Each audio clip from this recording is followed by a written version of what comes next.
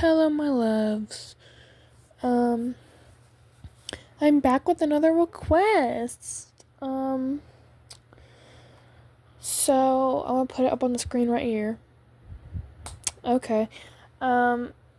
They asked for a Robin X listener. You are the grabber's daughter.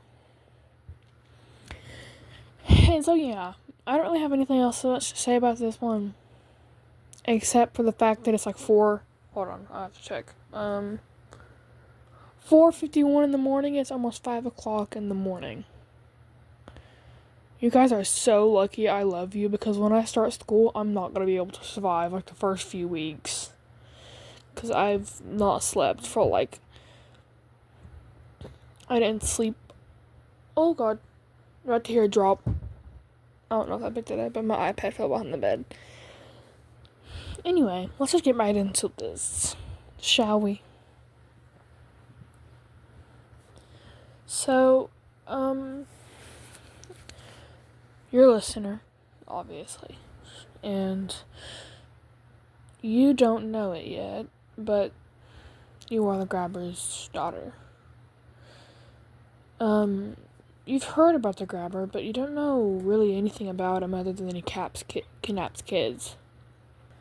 Well, one day you were at home and you were minding your business until you got the call from the hospital that your mother was in a car accident on her way home because another car swerved and knocked her out of the road and caused her to flip over and fall into the grass on the side of the road and injure her severely. They give your mother the phone, and she tells you that you will have to spend a few days with your father until she recovers and gets better, which will be a few weeks from now, because she has a few broken bones and a lot of fractures from the car flipping over. You tell her okay and that you love her, and when she hangs up the phone, you are worried to death for your mother, because you don't know how she's doing. You don't know if she's going to be okay. But you try to stay positive, and you call your dad, and he answers.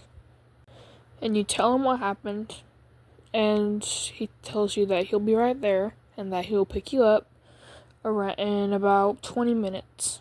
So you get ready, you pack your stuff, and you hear his car horn honk outside of the house. So you grab your bags, you grab your phone, and you walk out of the door and you get into your dad's car. And once you arrive at his house, you go to your room at your dad's house and you put your stuff down, you decorate a little bit, you plug up the TV, and you watch some, whatever you want to watch, some TV shows. And you fall asleep, and the next day you wake up and you get up to go see your dad, and you realize that he is not in the living room, he's not in his room, not in the bathroom, not in the kitchen, but you hear shuffling in the basement, and the doors creaked open. Your father has told you on many occasions not to enter the basement. Whatever you do, if you're looking for him, if you drop something underneath there, never go in the basement, whatever you do. And you hear shuffling, and you hear him talking to somebody. Then he comes upstairs with a sort of mask in his hand. You find it weird, but since it was none of your business, you just brush it off and ignore it. Maybe he was planning on fixing something and he talked to himself to map it out in his brain or something. You couldn't really make out what he said over the loud TV and the sounds of the sizzling food on the stove, but you just brushed it off. The day goes on, and your dad has visited the basement at least 10 times now. You're starting to get a little suspicious, but you don't do anything about it quite yet. You wonder to see what he does, or who he's talking to down there. Because you know for sure he's not mapping something out or building anything. Because if he was building something, then why would he close and lock the door? You find it strange that your father is acting in such a way. But you just try and make sense of it to make you feel comfortable and have at least a little bit of sleep at night. But tonight was different. You had been there for about 3 days now. You're growing an uneasy feeling of what's happening down there. Sometimes you hear muffled noises coming from what sounds like a little boy. You feel uneasy. You feel scared.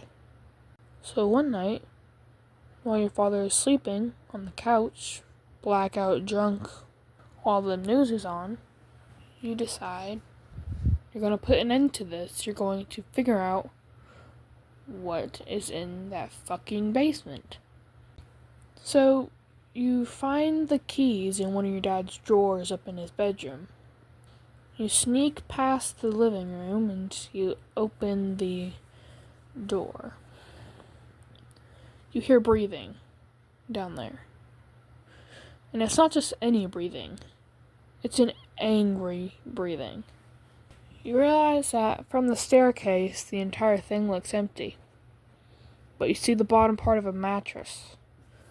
You walk down from the stairs and you see shoes, jeans, a darkish tan colored shirt, tan skin, shoulder length black hair, a green bandana, and the face of your boyfriend who had went missing a few weeks ago.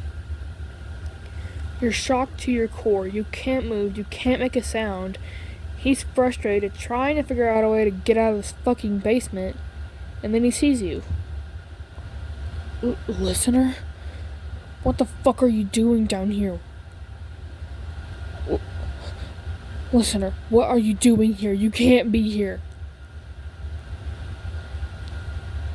What? What do you mean, what am I doing here? I've been here for weeks.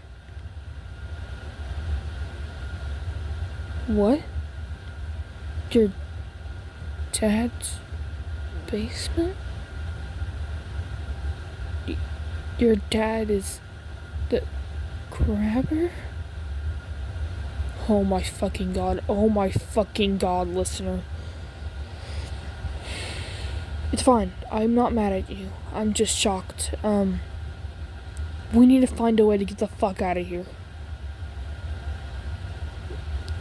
I've tried the walls, there's no weak spots, and the window's up there, and it's too high for me to reach. Is the door open? Okay, maybe we can just sneak out of the basement.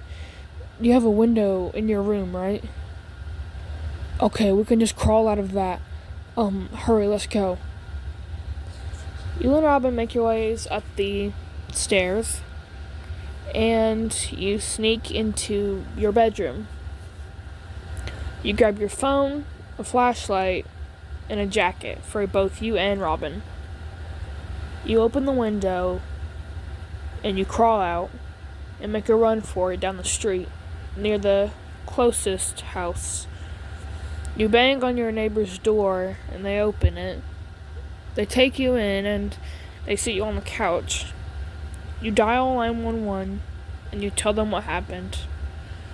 After about 10 minutes of waiting, the grabber is arrested, or charged as guilty for murder, sexual assault, and kidnapping.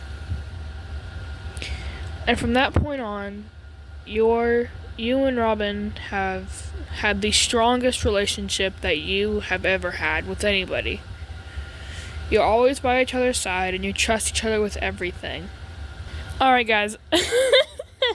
That will be the end of today's video. I know it was so cinematic. I don't know. I was like just going with the flow, man. But that will be the end of today's video. I hope you guys enjoyed it. And as always, I hope you guys have an amazing morning, night, or afternoon, wherever you are in this crazy world. And this is Drew, signing off. I love you, my loves. Goodbye.